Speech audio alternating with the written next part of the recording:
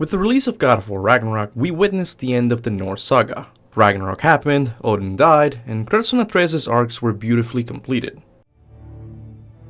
Loki will go. Atreus remains. But just because the Norse saga is finished, it doesn't mean we've seen the last of Kratos and Atreus. Eric Williams has already said that the team is working on multiple projects at the time. And given that God of War Ragnarok sold 11 million copies in the span of just 3 months, I will say that it's almost confirmed that we will once again return to this universe. That's why in this video I wanted to go over everything we know about God of War 6, or kind of know. So why don't we start with a question every God of War fan is dying to know the most. Which Pantheon will Kratos and Atreus visit next? In the IGN interview, Eric Williams confirmed that Tyr's post-game animations serve as a hint as to which Pantheon the series will tackle next. Some very observant fans have linked these poses to India, Japan, and China. And while I think these theories have some validity, I still think Santa Monica tackling a belief system such as Hinduism or Buddhism could result in some backfire from members of those communities. So I looked a little bit further and I found something really interesting. It turns out that there's some evidence that yoga might have originated in ancient Egypt, with some of the poses looking very similar to what Tyr does in the post-game. This theory is also supported by Tyr's arm tattoos, which consist solely of Egyptian hieroglyphs, something we've known for a long time. Now when I noticed this, I got real happy, because Egyptian mythology is at the top of my wish list of mythologies I want the God of War series to tackle in the future. And I think Santa Monica feels the same. First of all, back when development of God of War 2018 started, Santa Monica was torn between choosing Egypt or Scandinavia as the series' future setting. They first experimented with Egypt and even made a teaser to get a better idea as to what this game would look like. They eventually decided to go with the Norse setting because it offered Kratos and Atreus more isolation from the Pantheon, so it fitted more with the story Cory Barlog wanted to tell. Now, I don't know how far into development they were when they decided to switch to the Norse setting, but most likely they already had some concept art for locations, enemies, and even gods. I'm not saying it's much, but having these concept art pieces could save Santa Monica some time and money. Choosing Egypt as the next setting could also start giving us some answers as to what Thoth's involvement in this story is, something that wasn't very clear in the Fallen God comics. But it's also possible Santa Monica's teasing other pantheons. After all, in God of War Ragnarok, Kratos does collect artifacts from multiple cultures. One of this is the Egyptian Ankh, which would support my view. But Kratos also collects Aquila, which comes from India, so I'm not exactly sure what Santa Monica's teasing. My best guess is that they're hinting at multiple pantheons because they're not entirely sure where they want to take this series next. But at the moment, it seems like it's going to be between India and Egypt, so I'll just leave it at that. But this brings me to the next question. Who will be the protagonist for the next game? Now, at first you might think the most obvious answer is Atreus, which is understandable. A big part of the story of God of War Ragnarok is Kratos learning to let go of Atreus. So naturally, in the next game, we should see Atreus being on his own, or maybe traveling with Angrboda as they look for the surviving giants. But in an interview with Gaming Madness, Adam J. Harrington, the voice actor for Sindri, slipped up about a possible game with Faye.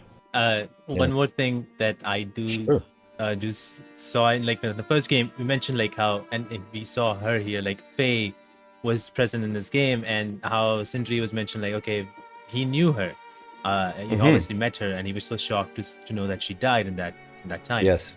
And we saw Faye, and Kratos would see in dreams and stuff. What do you think if for some reason somehow Faye was alive and would come back and Sindri would see her? What would you think his reaction would be? Would he just freak out like, no way?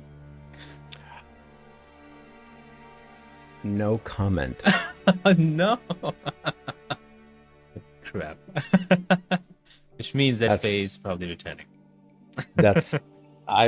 No comment. I think the audio just went out. I don't, did you just ask a question? Can't answer. Said. Okay. Well, looks like there's some hinting going on over there. First of all, I want to give a shout out to the Midgard Chronicler as he was the first one to break this story. But yeah, it seems like Faye is returning one way or another. With this interview, we're not entirely sure if it will be a game, comic, or a novel. The reason some fans, including myself, want it to be a game is because a prequel game with Faye is ripe for an awesome God of War game, and can even compensate for some of the more lackluster areas in God of War Ragnarok. In the crater, we learn the backstory of the day Faye and Thor fought with each other, And how the spirits describe Faye, it sounds like she was essentially Lady Kratos with an axe. A prequel game with Faye would also offer a nice contrast to the solitary realms we saw in both God of War 2018 and God of War Ragnarok, as this prequel game could take place before the Giants even left Midgard, offering us a depiction of the realms teeming with life. With the prequel game, we could also meet exciting new characters that have only been talked about. These could include Samara, Angraboda's parents, and my own personal favorite, Alvis Stonefoot, the Warden of Svartalheim. With the prequel game, we could also get an explanation about the mysterious tapestry found in God of War 2018 that shows Tyr most likely interacting with Faye. But like I said at the beginning, I still think the most likely candidate for the next protagonist is Atreus. There's just a lot more room for the writers to explore his character. I'm sure word of the Aesir's defeat spread to all the other Pantheons, just like the news of Greece's destruction did before. Maybe these Pantheons could see Atreus as the champion who liberated the Norse people from Odin's oppressing grip and want him to do the same for their realm. Or maybe, much like Kratos, these Pantheons could see Atreus as someone to be feared, making for a very exciting and action-filled story. An Atreus game also has a lot of potential from a gameplay perspective, because unlike Kratos, Atreus is faster, more acrobatic if you will. So hopefully things like an actual climbing mechanic could return to the series. Atreus also wields amazing shape-shifting powers that could potentially be used in combat, and I'm not just talking about the rage mode, those were okay in my opinion. But imagine being able to choose between different animals and creatures during combat and exploration. You need to get to that hard to reach place? Just turn Atreus into a griffin and fly to it. Look, I know a lot of you guys are worried about the Atreus spin-off game. Trust me, I'm worried too.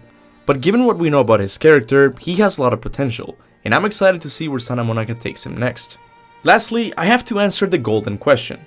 Who will be directing the next God of War game?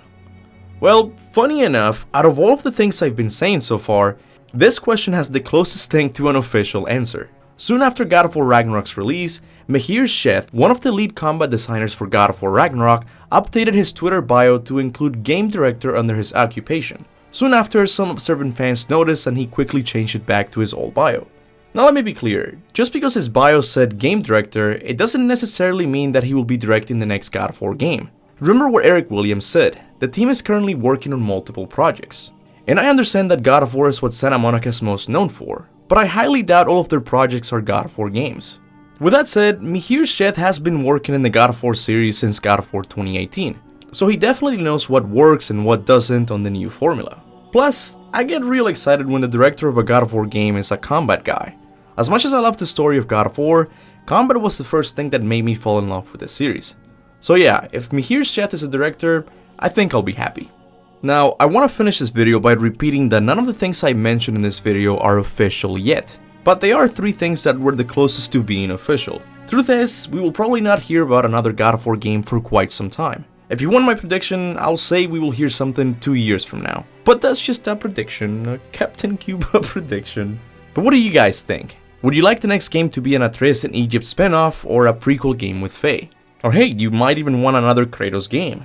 Whatever your takes are, make sure to leave them in the comments section below.